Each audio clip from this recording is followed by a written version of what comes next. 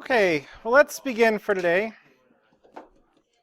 So announcements-wise, the key things are today we are doing vestibular system lecture. We do have one more question, I think just one from the homework.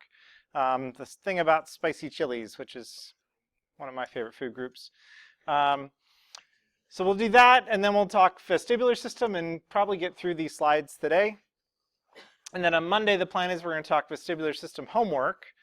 So that'll be due at that time, and then Wednesday the exam number 2 will happen. And the exam number 2 is going to be covering chapter 7, which includes the chapter, which is all the developmental stuff for the most part, as well as the appendix that follows that, which was the basis of the worksheet. So that's a big chunk of the exam.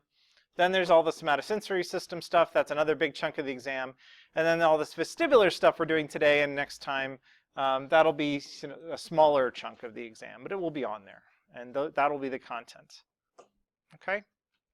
So any questions or anything course related before we start?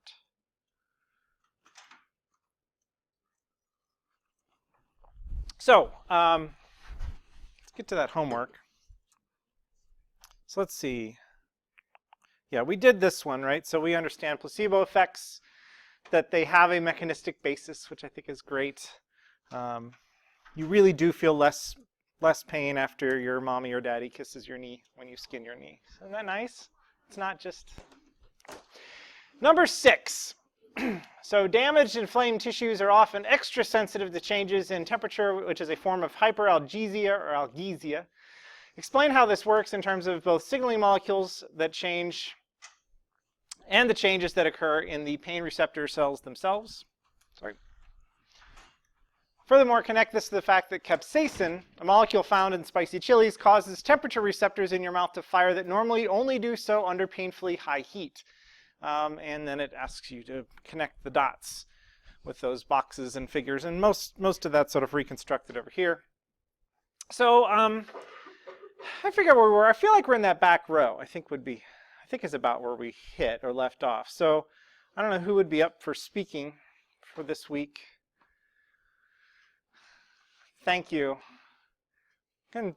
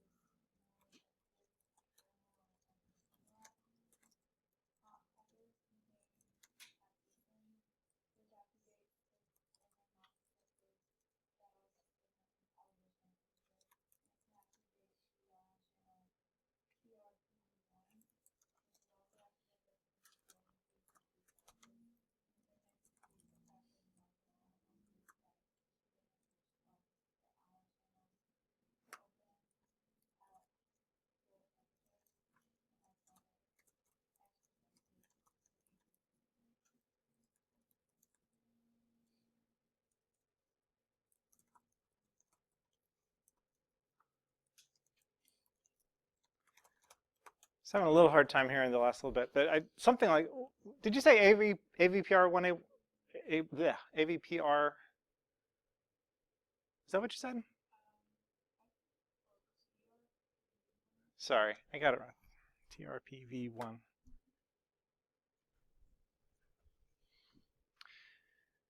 Yeah, so on the first topic, I think the claim is that there are various compounds that are released. Some of these include things like bradykinin and such, which are inflammatory compounds. So those are going to trigger an inflammatory response, which is what causes you to get all swollen and have an immune response in the area and such when you get a painful burn. But at the same time, those also will cause the pain receptors in the area to become hypersensitive. And so if you ever have a burn, like if you get a sunburn or something, the sunburn hurts by itself, right? So like there's pain there, but then it also becomes crazy sensitive to touch, right? Like you're like, oh, damn it, don't touch me there, because that area is inflamed already, and your pain receptors become hypersensitive to that. capsaicin's kind of interesting because it basically exploits this function. So capsaicin is the stuff found in all these chilies. It's what makes things wonderfully spicy and delightful to eat. And as it does so, I mean, basically it is a compound that triggers and causes increased responsiveness in both temperature and pain receptors. Even though, I think this is interesting, it's causing temperature receptors to respond, but it's not temperature, and it's not actually the temperature stimulus. It's causing these types of receptors that are normally supposed to be responsive to temperature-based signals. It's causing them to basically be hypersensitive while this stuff is in your mouth and be opening readily for relatively minor increases in temperature. So basically the mechanism by which capsaicin works is that I misspelled it here, but the mechanism by which it works is that it will cause temperature receptors to be more responsive than they normally would be. And some of these temperature receptors are also pain receptors, which is what gives the delightful pain that comes with spicy food. Maybe, I mean, not everybody seems to have this. I put like red pepper on everything. We just keep a bottle of the red pepper flakes on the table, and I just put it on everything. My children are not quite as enthusiastic about it. And that's sort of a whole separate issue, why people take pleasure in pain. But I think this is a really interesting example of a case where you've got a sensory modality, which is temperature or even pain, that shouldn't be really responsive or sensitive to this stuff, but this particular compound hypersensitizes them and causes them to respond basically to normal levels of stimulus and perceive it as temperature or pain or sort of combination of both. So that's neat, right? That's the basic idea.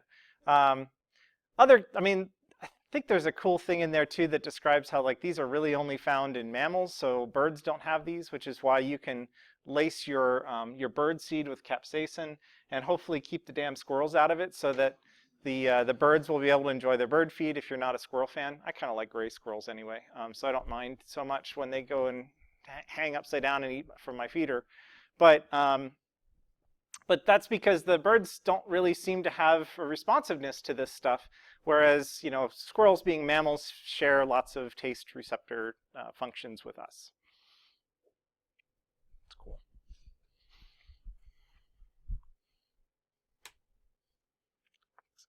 Any questions about that, or are we good to go?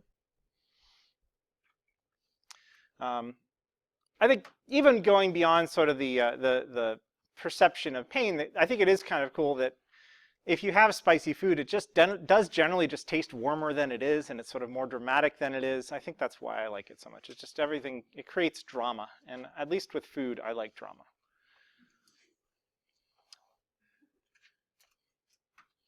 All right. Well then, what I'd like to do is shift over to talking about the vestibular system.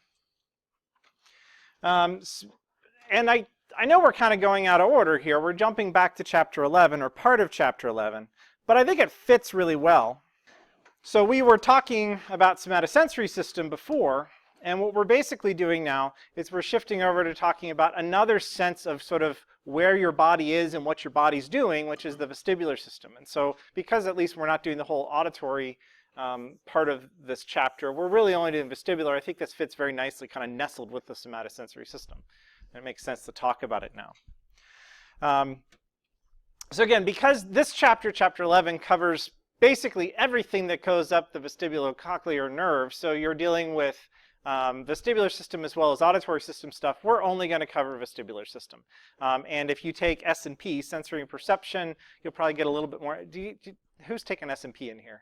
The psychology course. Do you guys do auditory stuff, ears, cochlea, that kind of thing? Yeah. So that's, if you're interested in how ears work, that's a good place to go. We get usually, like in my anatomy and physiology classes, if you take A&P, I think we usually get about 5 slides on it, so I don't get to cover it a lot in there, but at least you get a little bit if you take S&P. I think auditory system's really interesting, but this fits more tightly with our unit, which is more focused on sensory input and motor output and trying to tie all that together. So how is it that we operate physically in terms of perceiving what our body's doing and then executing motor actions that are coordinated and allow us to have proper motor function. So the way I've got this sort of chapter in quotes separated out is we're going to start with an introduction to the vestibular system, and then we'll talk basically about the main sensors that are responsible for our vestibular senses. There's really sort of two sets. We've got the otolith organs, and then we also have the semicircular canals that contain these ampullae. And these are allowing us to get different kinds of equilibrium assessments. So the otoliths are more about sort of a static or linear sorts of accelerations and static equilibrium, and semicircular canals are about a dynamic equilibrium, which means, you know, perceiving if you're spinning or not. And that's really what they do well. And then once we're done with that, we will try to follow them at least a bit up the line. So we'll follow the axons as they leave those sensory organs in the cochlea and then travel up into the brain proper, where ultimately they're going to be sent up into the somatosensory cortex. And we'll talk about one kind of fun reflex of how they work too. Okay, so what is the vestibular system? What's it doing? Basically, the vestibular system is in charge of monitoring your head position and the movement of your head. And because your head is sort of nicely perched on top of your body, this is a big part of how we're able to stay upright. Because if our head starts to lean off to one side, probably at the same time, we're also going to have, you know, the whole body is going to be starting to lean over, because usually we just are sort of perched in a vertical direction. So this is directly informing our sense of balance and our sense of equilibrium, and it helps to coordinate movements of our head and our eyes and our body posture. The last thing we'll cover in this is a distinct reflex that's associated with the vestibular system that allows us to basically keep our eyes fixed on a point. And, you know, even if we're like turning our head no or yes, we can keep our eyes fixed on a point. And we can do that without any visual input, which is just the amazing thing about it. So you could go in a totally dark room and fix your eyes on a point and do this, and your eyes still do it. Like, you don't actually need that much visual input to maintain eye position despite head movements, and that's due to the functions of the vestibular system. I think one of the times that people realize how incredibly important the vestibular system is in terms of our ability to have a sense of balance and maintain equilibrium and even maintain eye movements is when something gets screwed up in it. So one of the things we'll do on the homework is talk about at least one kind of vertigo. And if you've sort of read ahead or started working on that, you'll sort of see that. It's an interesting kind of vertigo that's directly causing interference in the functions of one of the types of organs within this vestibular labyrinth area, the semicircular canals, and it causes just, you know, severe dizziness. So you just can't get up. You can't get up. I mean, you're so incredibly dizzy, and in fact, people are not only, you know, unable to stand up because they feel dizzy, but sometimes their eyes are just sort of like darting around involuntarily because, you know, literally some of their sensors perceive their bodies to be spinning. All the sensors that are responsible for the vestibular system are located within this vestibular labyrinth area. So when you look inside the inner ear, there's sort of two major parts of the inner ear. You have the cochlea, which is the sort of snail shell looking structure, and that's where all of your auditory reception occurs. So, you know, we've got this whole series of events where we have these middle ear bones that transmit vibrations from the eardrum all the way through those bones and then into the cochlea, where they basically just cause a vibration of the fluid in there. And then little hair cells in there pick up that mechanical vibration, and then we perceive that as hearing. So that's all the cochlea, and we're kind of ignoring all that. What we're going to be focusing on instead is this area over here, which is the vestibular labyrinth area, which is where you do have these semicircular canals that are labeled as, and there's some other sort of larger central structures that we'll go into in a second here as well. In all cases, we're dealing with receptors that really are mechanoreceptors. They are little hair cells that they're called hair cells because they've got little hairs sticking off of them.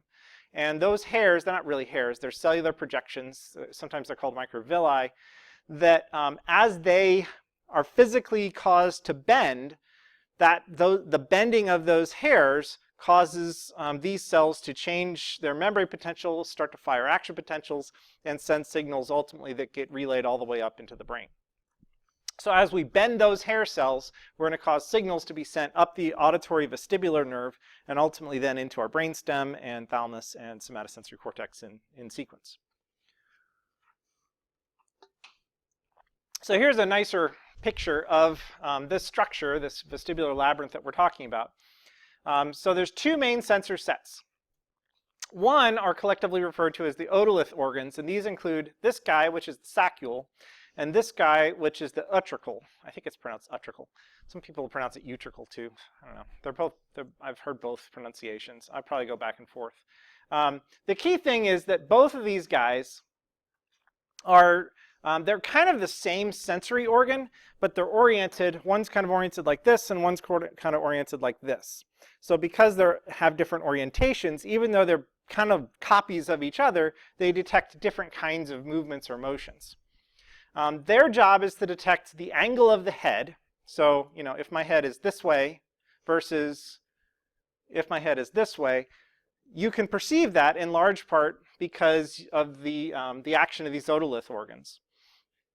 They also are good at picking up linear acceleration. So linear acceleration is the kind of acceleration when you are sort of traveling through space and you stop, or when you start moving. It's linear though, so it's not spinning motion. It's, you know, I'm starting from a stop here, so I'm stopped and then I start, and I can perceive that. And part of the reason I can perceive that is due to the functions that starting action, or even, you know, when I come to stop, I can feel that. And a big part of why I perceive that is because of the sensory input coming from these otolith organs, the sagittal and the utricle. We also then have the semicircular canals. The semicircular canals are these fluid-filled canals that have little structures called ampullae. And these ampullae are where the actual hair cells are.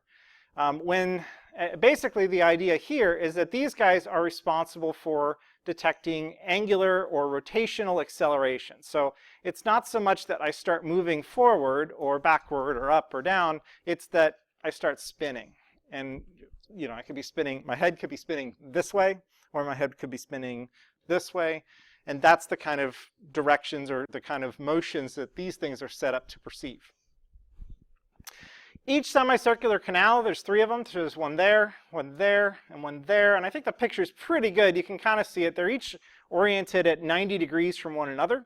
And so they can pick up 3 different rotational axes of spin. It's kind of like the pitch, the yaw, and the, no, got it wrong. The pitch, the yaw, and then the roll. And they can perceive all 3 of those different rotational axes. So what I'd like to do is kind of go through these in turn and talk about their function, talk about their structure, try to understand how their structure results in their function and how they are able to perceive and what kinds of things they're able to perceive. And that hopefully will sort of set up and help you understand, you know, the differences between these 2 things in terms of what they're perceiving. So we'll start with the otolith organs. Yeah, sorry, go ahead. Yep. Uh-huh. Is that the same thing as like the semicircular canals or something like that, or is that just? I don't know.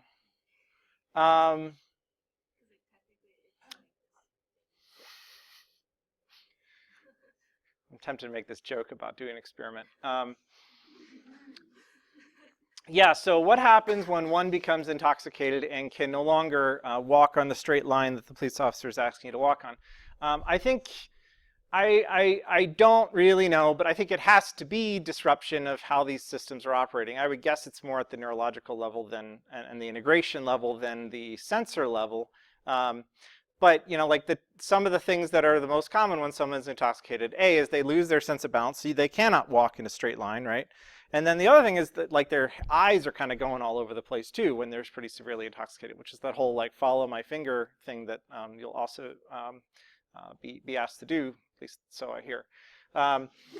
And because of some of the visual reflexes that are directly associated with the inputs that are coming from these organs, that will also disrupt your ability to track objects and move your eyes in coordinated fashion. So I would anticipate there's got to be something, there's got to be a relationship. I just cannot tell you what exactly it is. That's a great question, though. It's fun. I mean, fun to think about from an academic standpoint.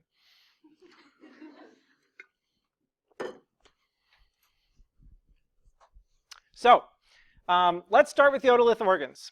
So I said these things are responsible for telling us what is the current angle of our head. So not so much motion then. We're just looking at, is our head up or is it angled somehow? So they're not so much, you know, in this, as far as angle of head, we're not explicitly talking about any kind of movement, just sort of orientation. They're good at telling that. They're also really good at telling us things about whether or not we've started or stopped or upped or down. So this is, when somebody slams on the brake in the car, one of the major things that we're perceiving that allow us to sort of sense that deceleration when somebody slams on the brakes. Or like my father-in-law, I shouldn't do this on recording, but I'm gonna. My father-in-law got a turbocharged Subaru Forester, which is kind of funny. I have a Subaru Forester, it is not turbocharged. But that man, he loved his turbo. And so we'd be getting on the highway and he would just like floor it and you'd be like knocked back into your seat. And in that case, that's linear acceleration, right? You're linearly accelerating forward, and these guys are really good at detecting that too. So how does that work?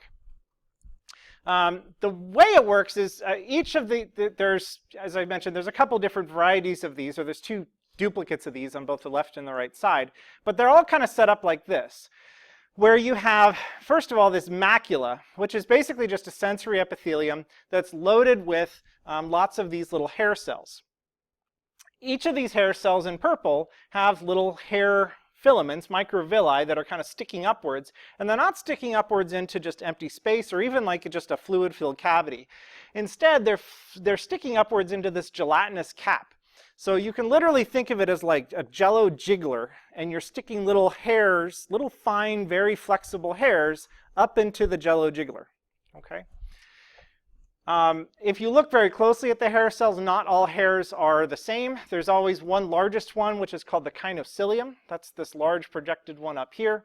And the kinocilium that becomes important in terms of understanding the specific way in which the hair cell will respond to a particular direction of bend. But we'll get to that in a moment. On top of the gelatinous cap, so on top of the Jello jiggler, are a bunch of little, literally they're small calcium carbonate crystals. So these are basically rocks. I mean, limestone is basically calcium carbonate and calcium phosphate crystals in large masses. These are much finer, but these are little tiny calcium carbonate rocks that are basically attached or embedded on top of this gelatinous cap. So they're not supposed to leave, and usually they don't. They're supposed to just basically be harnessed here. But they give it a little bit of weight. So you can sort of imagine if you've got Jello jiggler, and then on top of the Jello jiggler, you've got something with a little bit of mass, such that'll cause a situation that anytime these otoconia experience some acceleration, these little rocks experience some acceleration, they will tend to move, kind of collectively as a large group. They've got a fair bit of mass, and so they would have a fair bit of inertia. And as if they were kind of going this direction, and actually let's do it this way. So if the whole structure was moving backward and then all of a sudden it stopped, kind of like you're seeing here, these guys would kind of keep going and they would pull the Jello this way. And as they do so, all these little hair cells that are embedded in it would also be kind of pulled or bent that way as the Jello or the gelatinous part is moving forward, propelled by the inertia of these otoconia. So what ends up happening is if you are in a car and somebody slams on the gas or somebody slams on the brakes, that will cause sort of additional movement of these otoconia beyond what the rest of the tissue is doing. That'll cause kind of movement and deflection of the gel-like layer, which is going to cause all these little fine hair cells, all their little tips are going to bend a little bit. And as they bend, they're going to cause, depending on the direction of the bend, either a depolarization or a hyperpolarization of these hair cells.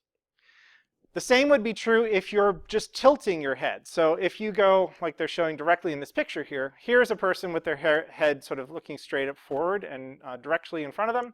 And then if they instead were to incline their head like this and look up, at that point, these little rocks that are mounted on top, they're going to start sliding backward as you look up. As they slide backward, they will pull this gelatinous layer back, and they'll cause all these little hair cells to just deflect back a little bit. It's not a huge amount of bending, but it's enough that it causes little mechanically gated channels that are present on these hair filaments, or the microvilli, to either open or close. It turns out that these are directionally sensitive. So if they're all collectively bending, in this case, they're bending away from the kinocilium. Hopefully you can see that. So the big long one is the kinocilium. the bending is sort of in the direction away from the side of the kinocilium. So all the hair cells are bending away from the kinocilium. In that case, all these hair cells are going to become hyperpolarized. So that means that they're going to stop sending any signals up to the brain, even if they're sort of like normally in this state, they might be sending an occasional action potential. Here, they stop altogether.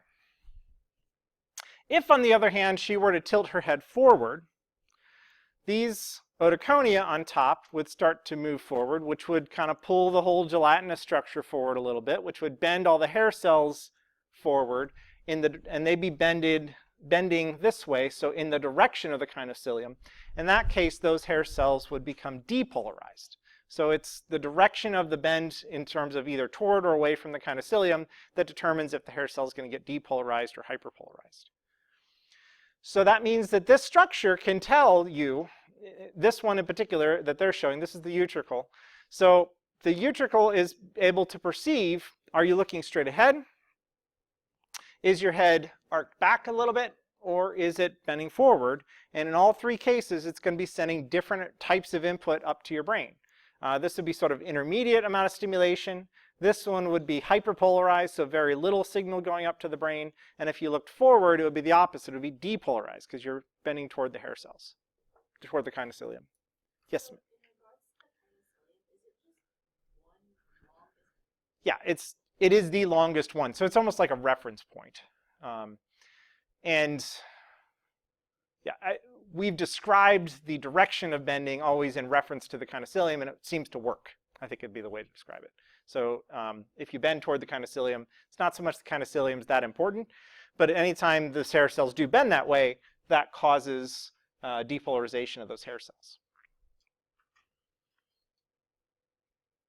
Does that make sense, more or less?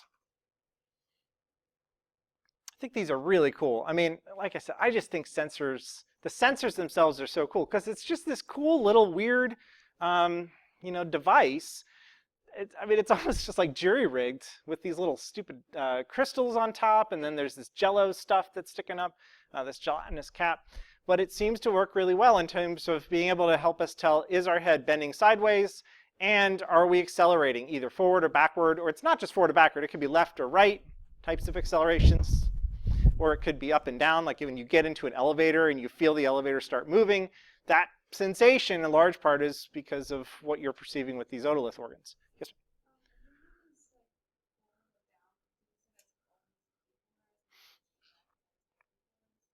So in the case of this diagram, it would be. So the reason is, if we're sort of matching her perception here, in this case, what it's showing for this particular utricle, and it's this particular area of this utricle, these hair cells, if she was to tilt her head forward, that would cause the otoconia to start moving this way, which would cause all the hair cells to bend that way towards the kinocilium. So because of that, if you're bending toward the kinocilium, you're depolarized. Yeah, well, let me show you. So I think that's what the next slide is showing. Yeah.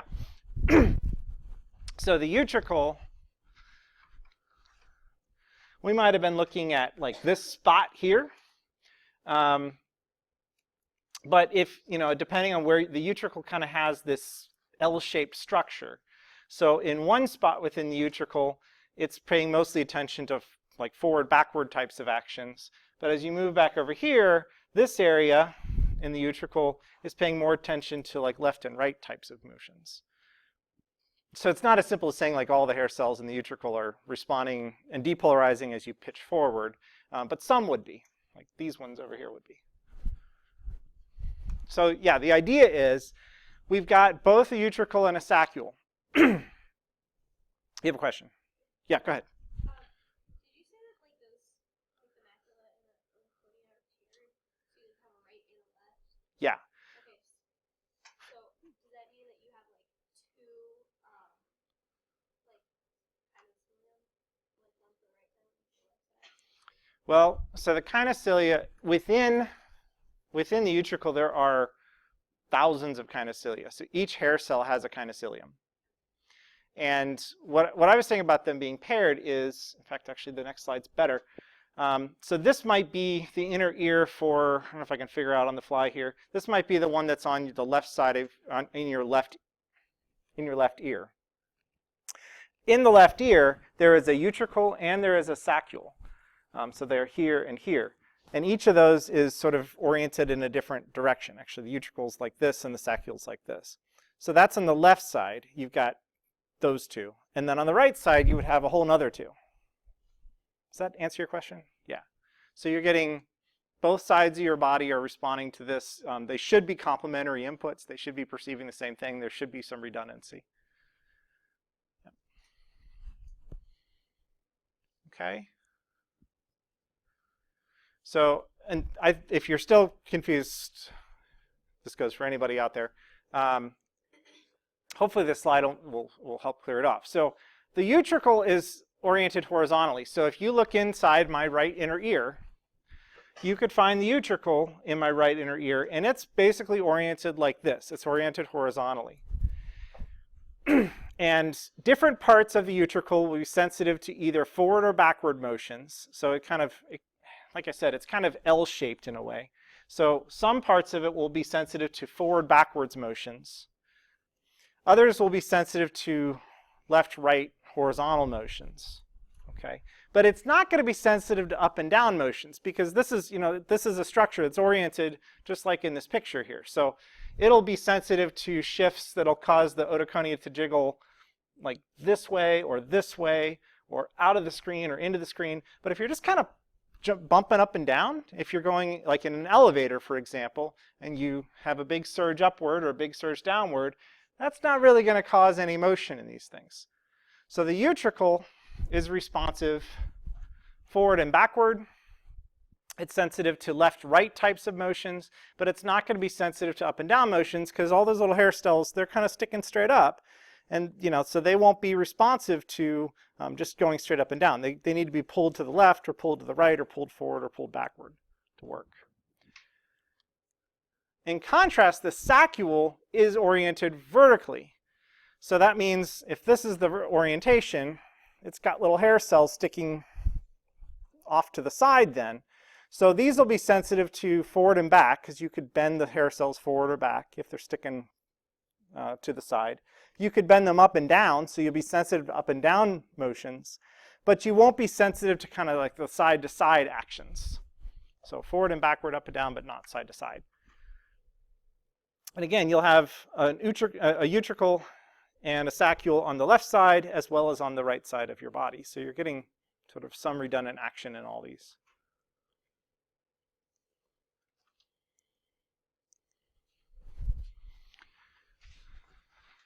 I've got a picture or a movie, which I've got these plans. Every year I think I'm going to make like this giant tray of Jello jigglers with toothpicks stuck in them. And I'm going to pass them all out around the room, and I just never get it done because it would require making 30 people's worth of Jello jigglers. But I did find this animation, which I don't love, but it's okay. So let me try to play it. It's on YouTube. My YouTube downloader stopped working, so I need to steal it properly. Come on. Yeah-oh.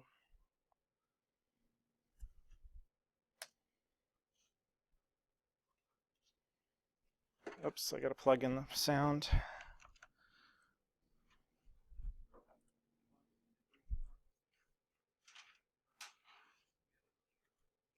What's going on? Here it is. Hang on.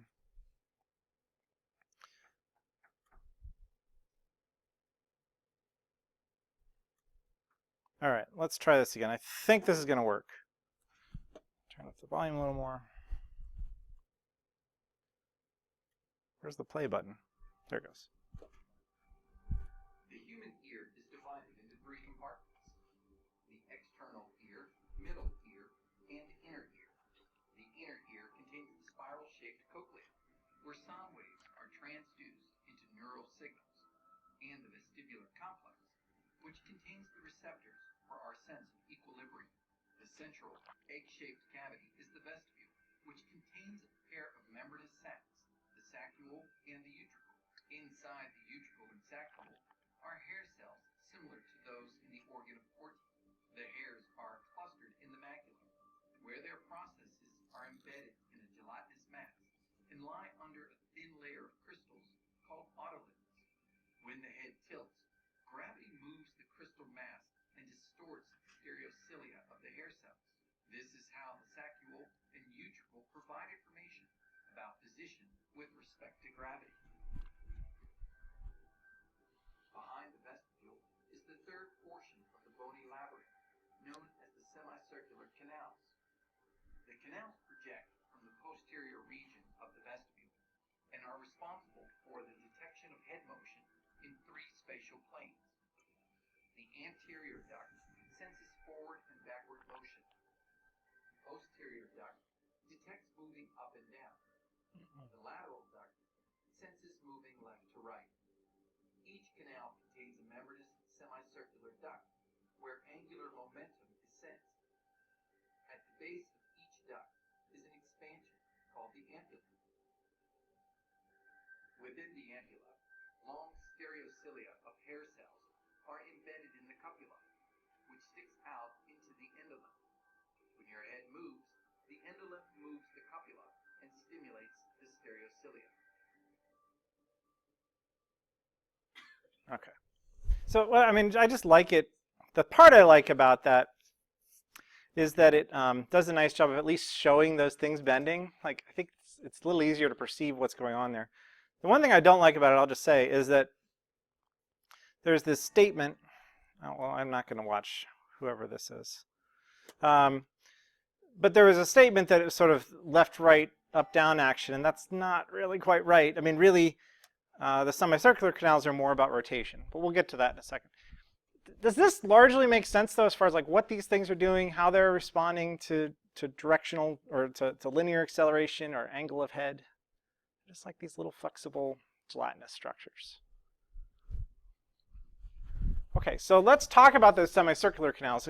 Hopefully I can clarify what they just said.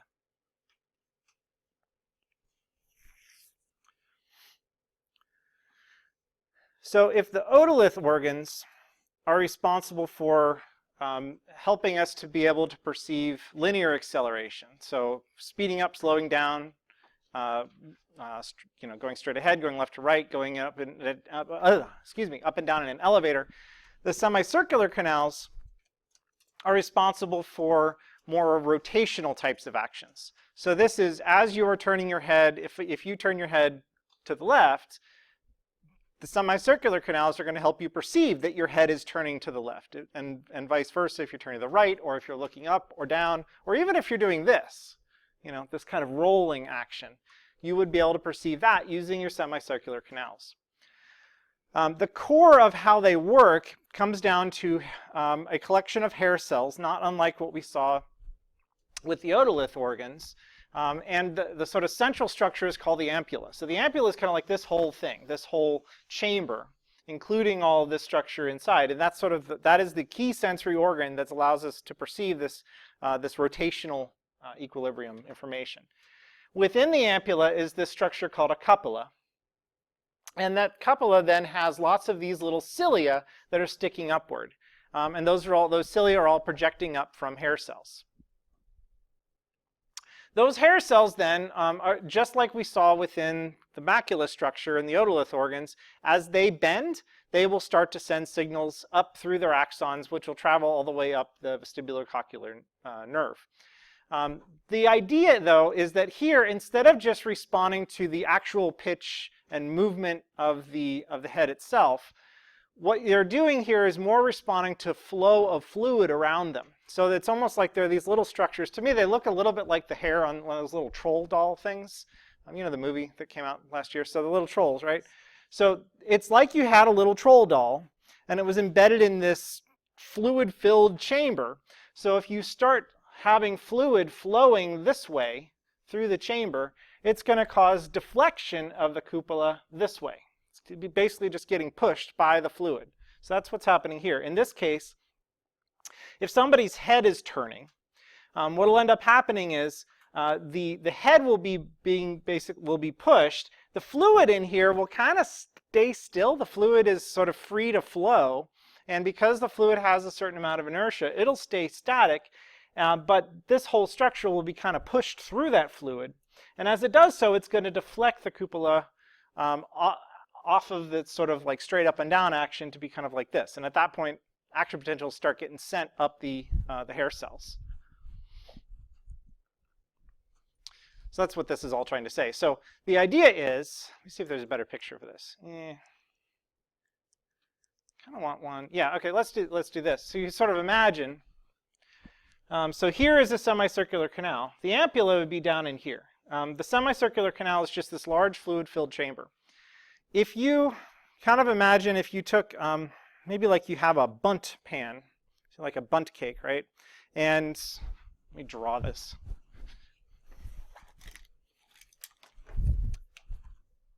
So I'm looking from above at my bundt pan, and let's imagine I have a little troll doll that I've embedded in the wall.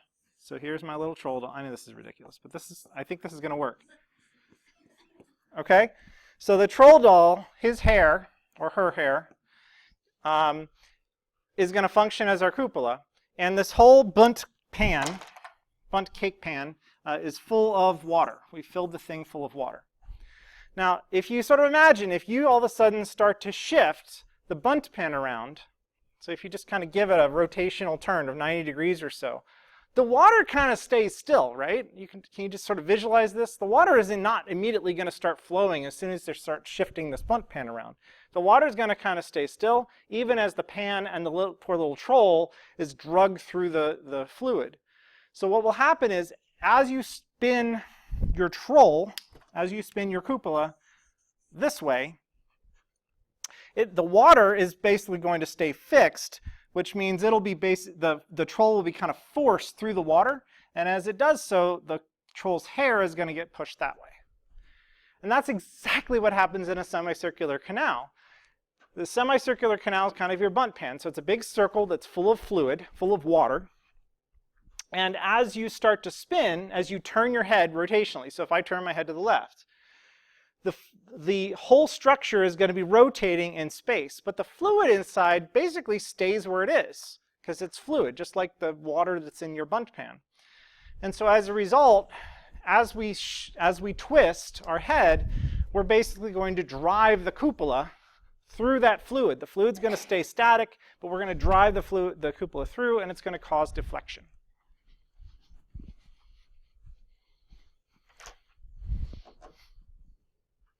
That's a ridiculous metaphor, but is it working? Like, does that make sense? I need a troll doll. I'm going to build this. I like this a lot. It just came to me here.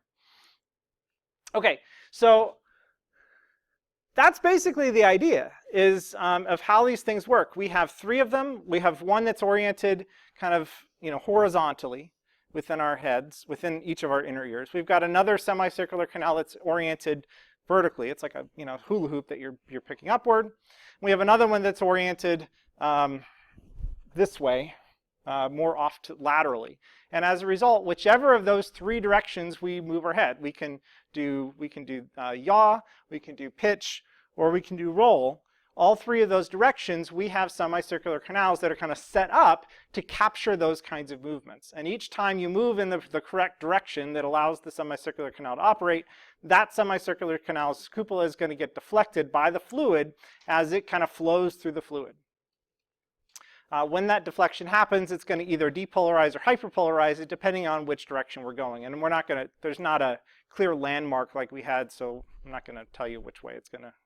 But the idea is that if this one is depolarizing when you shift this way, if you sent the cupola bending the other direction, it would hyperpolarize.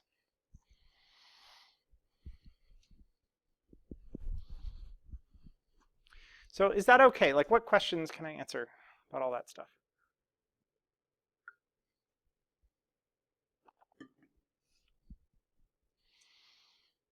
Okay. Well, I'm going to assume none. So let's assume then that we are then sending signals from our cupola hair cells or from our macula hair cells. So that's the the rotational equilibrium information, so how much is my head rotating. It's also the linear acceleration or the angle of the head information from the otolith organs. That's all going to be sent from your vestibular labyrinth area here up through your auditory vestibular nerve, which is cranial nerve number 8. And it's going to send signals all the way into the pons, so axons will travel all the way into the pons to a particular set of nuclei that are referred to as the vestibular nuclei. And there's 2 of them on each side of the head. So there's sort of a left side and right side of pons, and on both sides we have a lateral vestibular nucleus and we have a medial vestibular nucleus. And the idea is that going to, I'm getting myself confused here. Yeah, here's the lateral one. Okay. So going to the lateral vestibular nucleus is all the information that's coming out of the otolith organs. So those send information in, and they are received on collections of interneurons. It's not like it's just one neuron. There'll be little circuits that are receiving that information there within the pons in the lateral vestibular nucleus. And some of that information is going to be sent up into your cerebellum. I think also some is going to go directly also up into your cerebrum, and also finally up into your visual systems. Some of it actually synapses with neurons within the lateral vestibular nucleus, and those neurons are then motor neurons that lead to limb control motor neurons that are going down into your spinal cord without going all the way up into the cerebrum, because there are some reflexes that are associated with this sort of input. So you could sort of imagine, whoops, is that getting into this too? Yeah, well, so we'll get into that. I got ahead of my slides here. So again, the idea is that we're sending information in to these 2 vestibular nuclei. We have information from the otoliths going to the lateral vestibular nucleus, information from the semicircular canals that goes instead to the medial vestibular nuclei, and those in turn send signals off to other directions. There is also other input coming into these things, so they're getting input from the cerebellum, from visual systems, from proprioceptors, and these kind of serve as sort of general integrating grounds that give us sort of our ability to monitor what our body is doing, and especially what our head is doing, and then make some immediate adjustments based when there are problems. So this is what I was getting into. If you look at information going to the lateral vestibular nucleus, that information does go up to other brain centers like the cerebellum, but there are reflexes that are activated via this lateral vestibular nucleus that are using information from your otolith organs that actually send signals down to your limb muscles. And I think this kind of makes sense. So if you sort of imagine if you're on a boat and the boat's rocking, so you're on a big cruise ship, but there's a storm or something, and you kind of have these slow but imperceivable actions that are causing you to gradually sort of lean over this way. As you start to lean over this way, your otolith organs will start to shift. And as a result, you'll start to send information into your brain, into this lateral vestibular nucleus that basically tells the lateral vestibular nucleus, my head is starting to lean over to the right. What will happen then is that there's a reflexive action that occurs that immediately sends stimulation down to the same side limb. So if I'm leaning over to the right, it'll send information that'll cause contraction in my right limb, so that as I start to lean, I all of a sudden start to push down on these muscles to oppose that leaning and get myself righted again. Okay? And the same would be true like if you have a big sudden acceleration backward. So if I'm sort of pushed backward, I don't know, I'm getting in a fight or something. Somebody pushes me backward. Immediately, I'll have limb reflexes that will cause me to take a step back to help to catch myself. And some of that is coming out of these little circuits here. They're not even going up to the cortex. They're immediately sending information down to the limb that helps me to maintain balance and keep my body vertical by monitoring what my head is doing.